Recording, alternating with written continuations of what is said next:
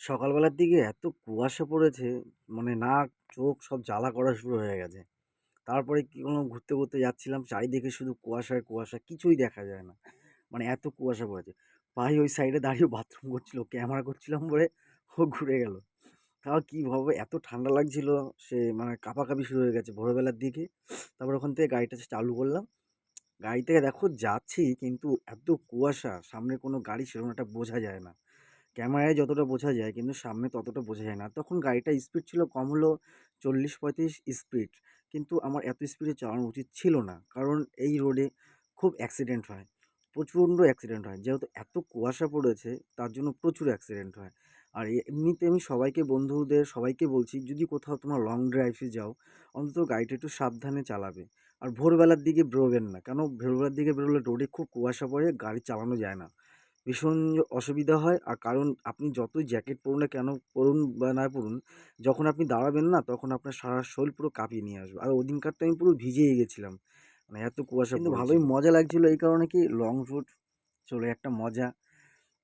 1/1 road আছে। যেমন খুশি তেমন গাড়ি চালাও, কোনো অসুবিধা নেই। কিন্তু কি মজার বিষয় হলো, একটা লং ড্রাইভে একটা মজাই আলাদা। এখান থেকে কম হলেও 600-700 কিলোমিটার যাওয়া মানে বিশাল নিজের কাছে একটা অ্যাডভেঞ্চার মনে হয়। কারণ আমি কখনো যাইনি। তো নিজের গাড়িটাকে নিয়েই ভেবেছিলাম তো একটা ঘুরতে যাবো। তাই লং ড্রাইভে নিজেই বেরিয়ে গেলাম। ভাই সাথে ছিল, ভাইকে নিয়ে।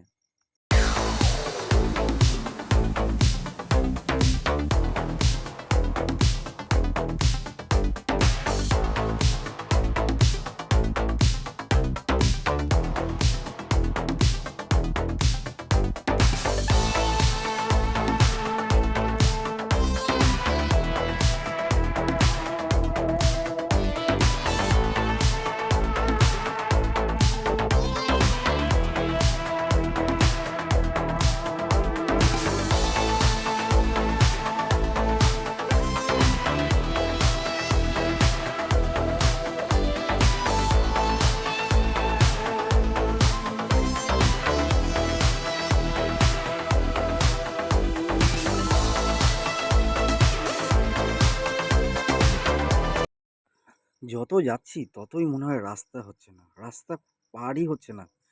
মানে রাস্তা, এত রাস্তা ভাবতে পারিনি। ওই এইটুকুনি রাস্তা তো 3-4 কিলোমিটার ও পার হয়ে যাবো। বাবা, 3-4 কিলোমিটার, 300-400 কিলোমিটার পার হতে যে এতটা সময় লাগে আমি কখনো ভাবতে পারিনি।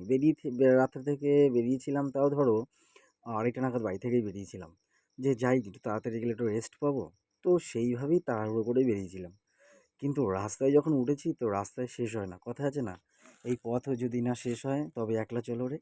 তো একা তো আর ছিলাম না, ভাই ছিল সাথে। তো ভাইকে নিয়েই চলা শুরু করলাম। যাচ্ছি তো যাচ্ছি, রাস্তাই শেষ হয় না। আর মেন কথা কি বলো তো, কিছু কিছু ইউটিউবে দেখি যে ভিডিওগুলো, অনেকে ভিডিও ছাড়ে, কিভাবে যেতে হয়, কিভাবে করতে হয়। তো আমি তো অত কিছু পারি না, যেহেতু কখনো শিখিনি বা এইসব দিকে কোনো নলেজ দিইনি। কিন্তু দেখেছি অনেকে করে। তো সেই ভেবে ভাবলাম যে তাহলে দেখি আমি একটু ভিডিও করে দেখি কীরকম হয়। যদি ভালো হয় নেক্সট টাইম আবার বানাবো। মেন কথা, অনেকে স্বপ্নের জন্য করে কিন্তু আমার স্বপ্ন নয়। আমি করছি এই একটাই কারণে, কারণ এখন আমার বয়স আ ধরো 32। নিশ্চয়ই আরও 20 বছর পর ছেলে-পেলে বা যখন বড় হবে তখন তাদেরকে অন্তত দেখাতে তো পারবো ভিডিওগুলো, যে দেখ আমরা ঘুরতে গেছিলাম বাইক নিয়ে। তোরাও একসময় যাবি ঘুরতে। তো এগুলো জাস্ট আর কিছুই না। ফেসবুকে ছাড়া বা ইউটিউবে দেখানো, বন্ধু-বান্ধবকে দেখানো। কিন্তু মেন বিষয় হচ্ছে আমার ছেলেরাও বা বন্ধু-বান্ধবের ছেলেরাও যখন বড় হবে, তখন ছেলেরাও গল্প করে, "চল বাবারা গেছিল ঘুরতে, আমরাও তাহলে একদিন অ্যাডভেঞ্চার করব।" তো সেইভাবেও করা। আর এমনিতেও সবাই দেখি করে। তাও নিজের মনে একটু চাইছিল যে সবাই তো ভিডিও রিলস বানায়, তো আমি তো বানাতে পারি না। তো অন্তত ক্যামেরার পিছন থেকেই বানাই, সামনে না আসতে পারি। তো ক্যামেরার পিছন থেকেই বানানোর চেষ্টা করেছি। তো যতটা পেরেছি বানিয়েছি। আশা করি কেউ আম ব্যঙ্গ করো না এইসব নিয়ে। কারণ সবাই করে, আমি কাউকে নিয়ে ব্যঙ্গ করি না, কখনো করিনি। তো আশা করি তোমরা কেউ করো না। কেন অনেকটা কষ্ট হয়েছে যেতে বা ভিডিও বানাতে। কেন একটা মানুষই জানে যে ভিডিও বানাতে তার কতটা কষ্ট হয়। যার স্ট্যান্ড নেই, যেহেতু আমার তো স্ট্যান্ড নেই, আমার শুধু ফোনে, মানে হেডফোনটাও ইউজ করি না, শুধু ফোনটাই ইউজ করি। তো হাত থেকেই ধরে করতে হয়, গাড়িটা একটা হাওয়ার গতি থাকে। অনেকটা কষ্ট হয়। তো করতে হয়, করলাম। করে দেখলাম যে কিরকম লাগে।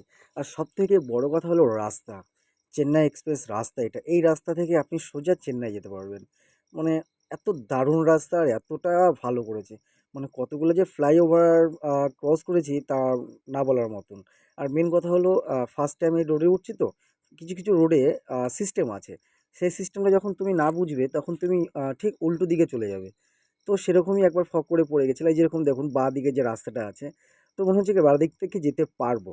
তো অ্যাকচুয়ালি এটা বাঁদিকে না, কিন্তু আমরা এটা খড়গপুরে ঢুকে গেছি। কারণ খড়গপুরে বিশাল বড় একটা ইন্ডাস্ট্রি আছে।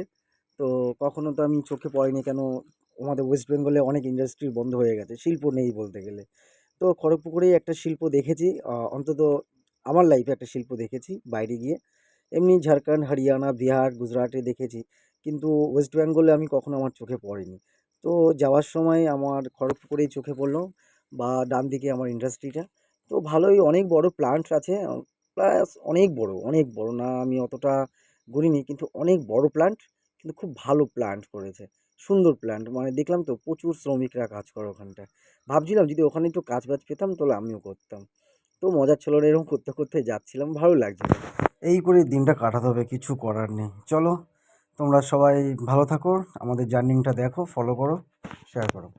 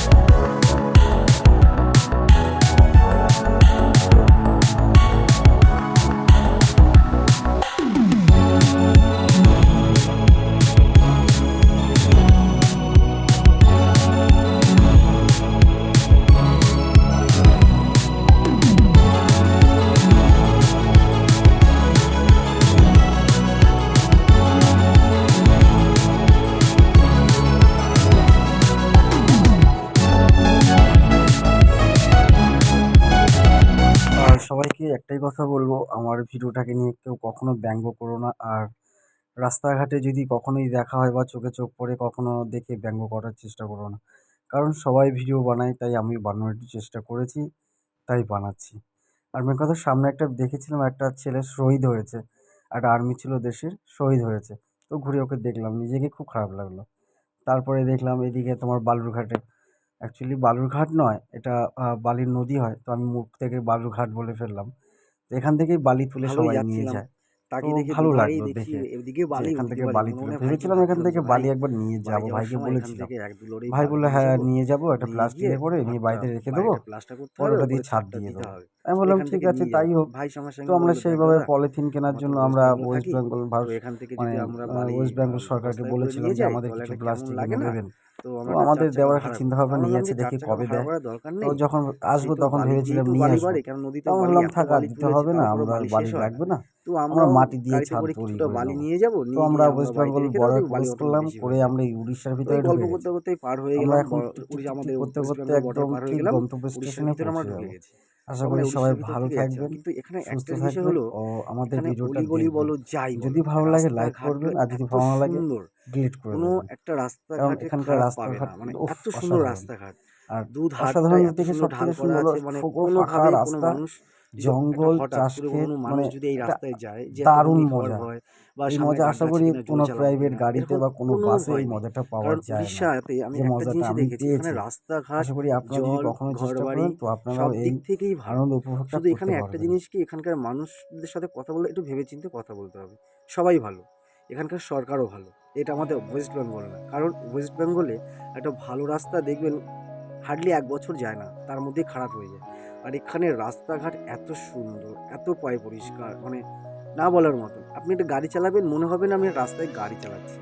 এই যেরকম দেখুন দুধারে একদম ঢালা জমি, সব ধান চাষ করে।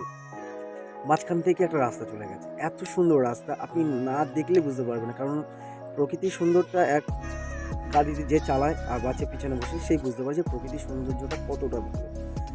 এইটাই দেখে আমার মন ভরে গেছে। কিছু লাগুক বা না লাগুক, এই দেখে আমার মন ভরে গেছে।